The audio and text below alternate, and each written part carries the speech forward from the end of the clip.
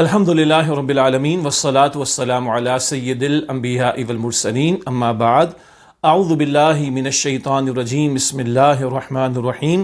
یا ایہا الذین آمنوا اتقوا اللہ وکونوا مع الصادقین صدق اللہ العظیم اللہم صلی وسلم علی نبینا محمد رب اشرح لی صدری ویسر لی امری واحلل عقدۃ من لسانی یفقہوا قولی واجعل لی وزیرا من اہلی آمین یا رب العالمین۔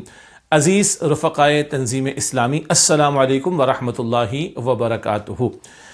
تنظیم اسلامی کے مرکز میں بیٹھ کر یہ خطاب آپ کے لیے میں پیش کر رہا ہوں، اور بنیادی طور پر جو ہمارا اس مرتبہ زونل سطح پر اجتماع ہونے لگا ہے 15 اور 16 نومبر کو، اس کے حوالے سے کچھ باتوں کی یاد دہانی۔ سب سے پہلی بات، یہ تو آپ کے علم میں آ گیا، جب تک میرا پیغام آپ تک پہنچے گا تو یقیناً بھرپور تیاریاں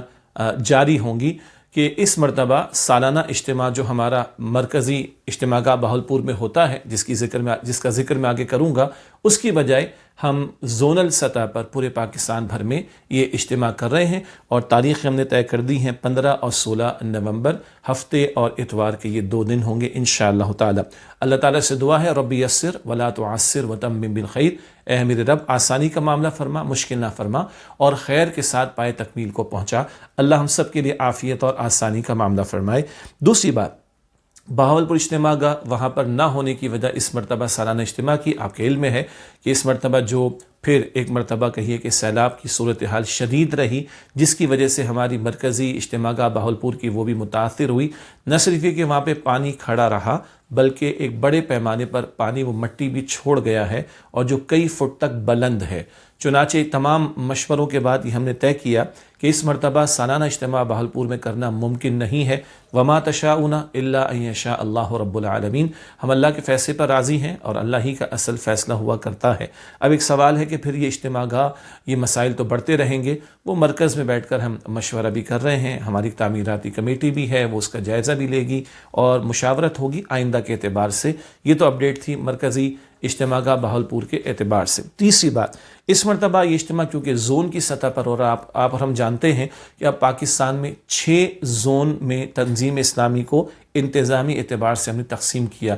پچھلے سال تک 5 زون تھے، اس مرتبہ 1 زون کا اضافہ ہو گیا، تو 6 مقامات پر زونل سطح پر اس مرتبہ یہ اجتماع منعقد ہوگا انشاءاللہ تعالی۔ مرکز لاہور، جہاں اس وقت میں بیٹھ کے ریکارڈنگ کروا رہا ہوں، اور اسی طریقے پر ہمارا دوسرا اجتماع اسلام آباد میں ہوگا، اپنے ہونٹ کے علاقے میں قرآن کمپلیکس بھی ہے، مسجد جامع القرآن بھی وہاں پر ہوگا انشاءاللہ۔ تیسرا اجتماع انشاءاللہ تعالی ملتان میں ہوگا، جہاں پر ایک نئی قرآن اکیڈمی الحمدللہ بہت ہی عمدہ تیار ہو چکی ہے، اس کی جامع مسجد میں، اور تمام فیسلٹیز کو استعمال کرتے ہیں وہاں پر ہوگا۔ چوتھا اجتماع پشاور میں ہوگا انشاءاللہ تعالی، پشاور اور ملاکنڈ کے زون کا، اور الحمدللہ اللہ نے ایک بڑی اچھی جگہ، ایک ایجوکیشنل کمپلیکس اور ایک ادارے کے ساتھ منسلک ہمیں عطا کر دی ہے۔ اور 2 زون کراچی میں ان کے اجتماعات ہوں گے، ایک قرآن اکیڈمی DHA فیز 6 کراچی میں، اور ایک قرآن اکیڈمی یاسین آباد میں۔ تو یہ 6 مقامات پر زونل اجتماع انشاءاللہ تعالی منعقد ہوں گے۔ چوتھی بات، اس مرتبہ یہ اجتماع صرف رفقاء کے لیے ہم نے محدود رکھا ہے۔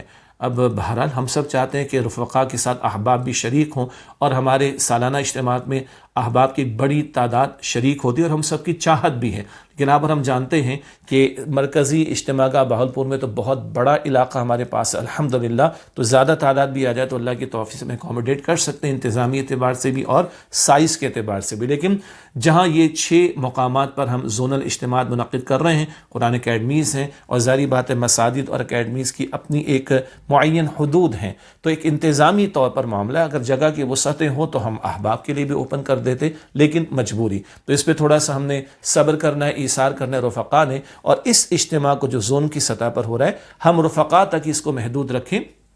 احباب سے محبت سے معافی بھی، بلکہ معافی نہ کہیں، معذرت بھی کر لیجئے، اور اپنی جو ایک مجبوری ہے کہ جگہ کا کم ہونا اور انتظامی اعتبار سے ایک دشواری کا پہلو پیش نظر ہے، تو یہ اجتماع رفقاء تک محدود رہے گا۔ ہاں، رمضان المبارک کچھ عرصے میں آیا چاہ رہا ہے انشاءاللہ تعالی، احباب کو دعوت دینے کے بڑے مواقع ہوں گے، وہ تو وہاں ہو جائے گا۔ اس وقت کیا کریں، ابھی دل میں ایک بات آ گئی، تھوڑی دیر پہلے آئی تھی، ابھی نہیں آئی، تھوڑی دیر پہلے اللہ تعالیٰ نے دل میں ڈالی کہ جتنی محنت ہم احباب پر کرتے ہیں نا اپنے سالانہ اجتماع میں لانے کے لیے، اب اپنے تمام رفقاء پر محنت کرنی کہ بھائی زون کی سطح پر ہے تو بہت دور بھی نہیں جانا ہوگا، تو آئیے تمام رفقاء اس میں شرکت کریں۔ مجھے خوشی ہوگی اور انتظار بھی رہے گا کہ بھرپور حاضری ہمارے رفقا کی، حتیٰ کہ وہ ہمارے بزرگ رفقا معذورین جو اپنی بزرگی یا دیگر عوارض کی وجہ سے دور کا سفر نہیں کر سکتے تو قریب کا سفر شاید ممکن ہو، اور جو ایک ہی شہر میں رہنے والے ہیں جہاں اجتماع ہو رہا ہے تو وہ ممکن ہے جزوی طور پر بھی آ سکیں۔ یوں میں چاہوں گا کہ حتی الامکان بھرپور ہمارے رفقا کی اس میں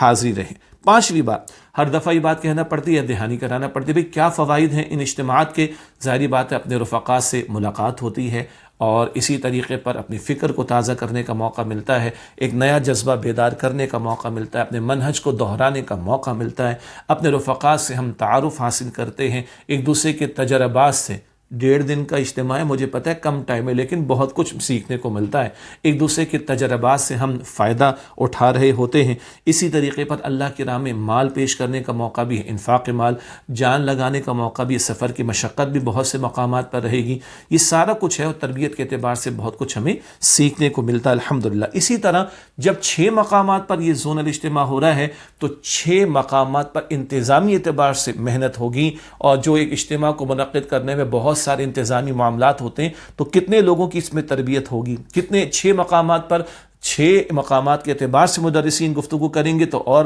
مدرسین کو بھی مختلف مقامات پر اجتماع ایک ذرا بڑے پیمانے پر گفتگو کا اور ہمیں سننے کا موقع انشاءاللہ تعالی ملے گا۔ 6ٹھی بات، تسلسل سے کیا کچھ کور ہوگا اجتماع میں؟ ہر مرتبہ بہت کچھ کور ہوتا ہے، اس مرتبہ بھی ہوگا، درس قرآن بھی ہے، دروس احادیث بھی ہیں انشاءاللہ تعالی، قرآن کریم کے ساتھ ہمارا تعلق، فکر آخرت کا پہلو، امیر سے بھی ملاقات ہوگی انشاءاللہ، سوال و جواب کا بھی اس میں موقع ہمیں میسر آئے گا۔ اسی طریقے پر اللہ کے دین کا جامع تصور، یہ بات ہمارے سامنے آئے گی، ہماری دینی ذمہ داریاں کیا ہیں اس تناظر میں، اس کو بھی ہم جانیں گے۔ زمانہ گواہ ہے کا پروگرام یہاں بھی آپ کے سامنے ہمارے سامنے آئے گا، بین الاقوامی حالات، ملکی حالات پر تبصرہ، تنظیمی موقف اور ہمارے کرنے کے کام،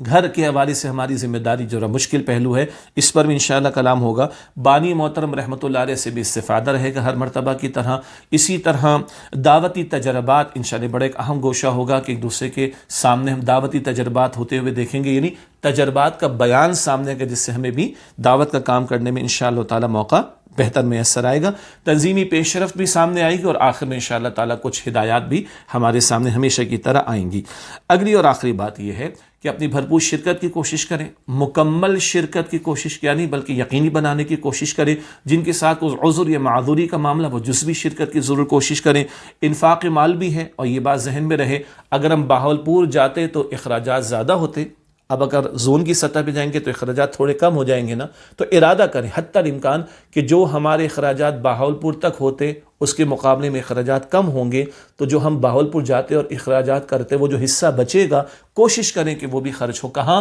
سیلاب زدگان کے حوالے سے ان کی مدد کرنے کے لیے، اور غزہ کے مسلمانوں کی مدد کرنے کے لیے بھی، یہ بھی ٹارگٹ ہمارے ذہنوں میں رہنا چاہیے۔ اور سب سے آخری بات، کن حالات میں اجتماع ہو رہا ہے؟ ایک طرف غزہ کے مسائل ہیں، سوڈان کا معاملہ ہمارے سامنے آیا ہوا ہے، امت مسلمہ کی کیفیت ہمارے سامنے، ملک کے اندر آپ دیکھیں کہ انتشار کی کیفیت، پڑوسی ملک کے ساتھ جو بھی مسائل چل رہے ہیں، اس سارے تناظر میں تو فکر